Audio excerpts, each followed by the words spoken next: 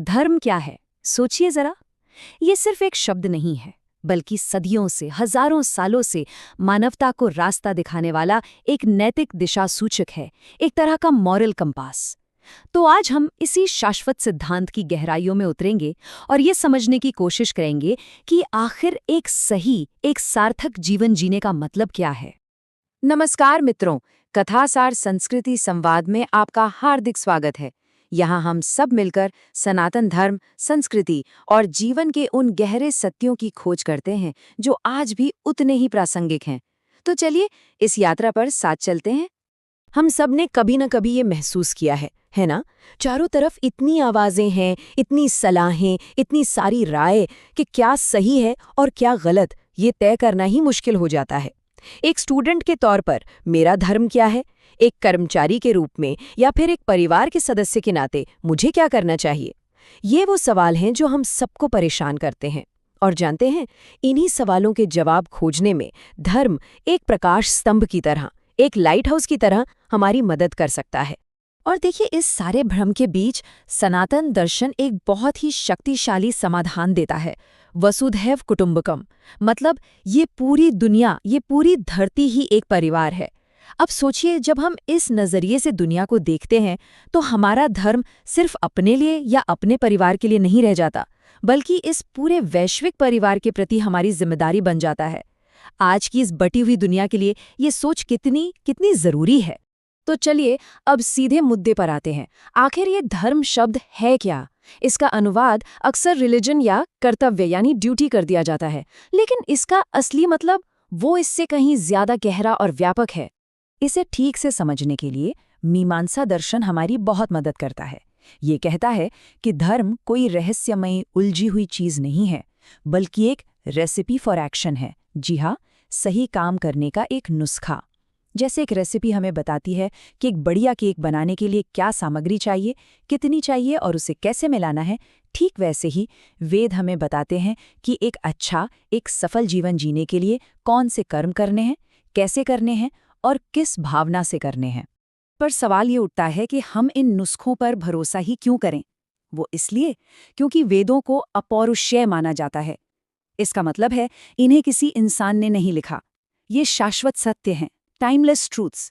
ठीक वैसे ही जैसे गुरुत्वाकर्षण का नियम, न्यूटन ने उसे खोजा, बनाया नहीं, वो तो हमेशा से था। और क्योंकि इन्हें किसी इंसान ने नहीं लिखा, इसलिए ये इंसानी गलतियों, पक्षपात और सीमाओं से भी परे हैं। ये सीधे ब्रह्मांड के मूल नियम हैं। ठीक है, तो धर्म कर्म का एक नुस्खा है, एक रेसिपी है, लेकिन ये काम कैसे करता है? क्या ये सिर्फ कुछ रस्में निभाने जैसा है, या इसके पीछे कोई गहरा विज्ञान, कोई डीप साइंस है? चलिए इस प्रक्रिया को, इस सिस्टम को समझते हैं। समझिए, ये एक 4 स्टेप वाला सिस्टम है। पहला, वेद एक निर्देश देते हैं, जैसे सत्य बोलो। दूसरा, आप उस कर्म को पूरी निष्ठा से, पूरे भरोसे के साथ करते हैं। तीसरा, और ये सबसे दिलचस्प है, आपके उस सही कर्म से एक अदृश्य ऊर्जा, एक कॉस्मिक एनर्जी पैदा होती है, जिसे अपूर्व कहते हैं। आप इसे अपने कर्म का एक बीज समझ सकते हैं। और चौथा, यही अपूर्व रूपी बीज सही समय आने पर आपको आपका फल देता है। ये कारण और प्रभाव का, कॉज एंड इफेक्ट का एक सीधा विज्ञान है। और पता है, यहाँ सबसे क्रांतिकारी बात क्या है?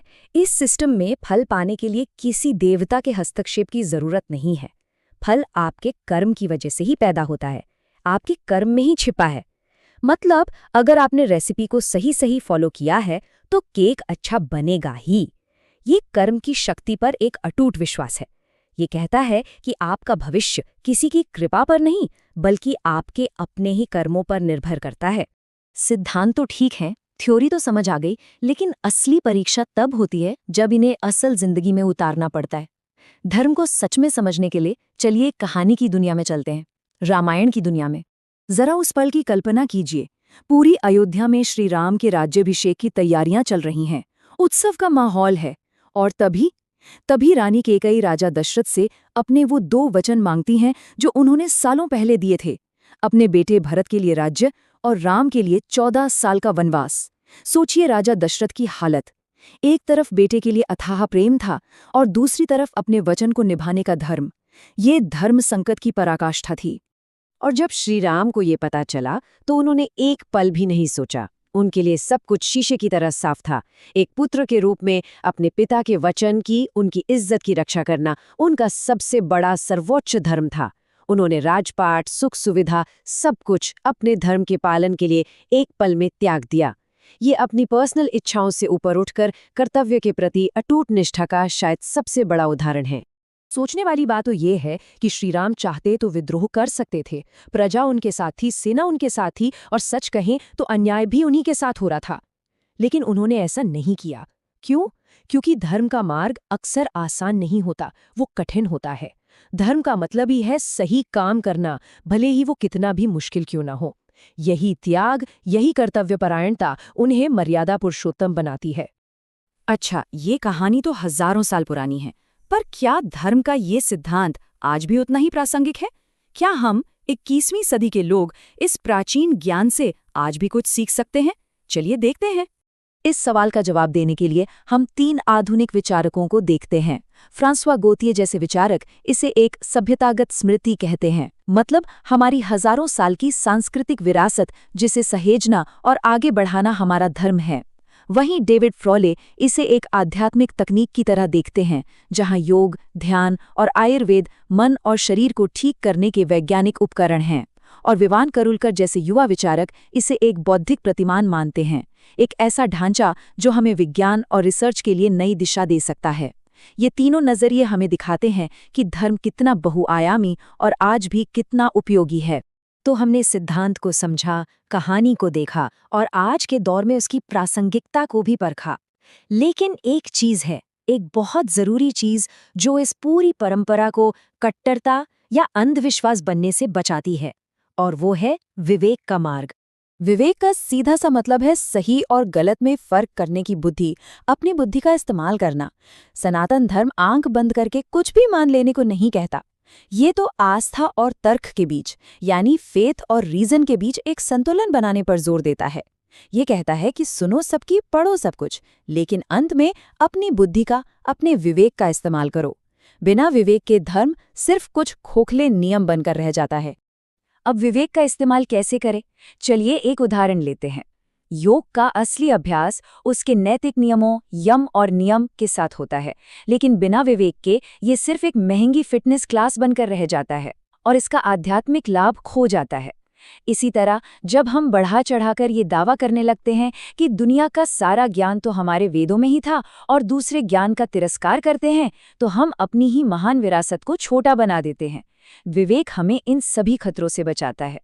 तो सार ये है कि धर्म का मार्ग सतहीपन का, दिखावे का नहीं है, बल्कि गहराई का है। ये अनुशासन, आत्मचिंतन और एक बेहतर इंसान बनने की सच्ची लगन के बारे में है। प्रामाणिकता वो अनुशासन और मेहनत मांगती है। और अंत में हमें ये याद रखना चाहिए कि धर्म नियमों की कोई सूखी स्थिर सूची नहीं है, कोई स्टैटिक रूल बुक नहीं है। नहीं, ये तो एक जीवंत, गतिशील सिद्धांत है, एक नदी की तरह जो हमेशा बहती रहती है और हमें बदलते समय के साथ सही दिशा में आगे बढ़ने की प्रेरणा देती है, रास्ता दिखाती है। और अब ये सवाल हम सभी के लिए है, इस तेजी से बदलती दुनिया में हमारा धर्म क्या है?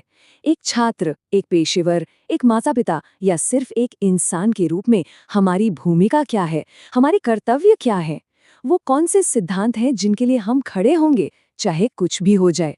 इस पर विचार करना बहुत जरूरी है, क्योंकि अपने धर्म को जानना और उस पर चलना वही एक सार्थक, एक संपूर्ण जीवन की कुंजी है।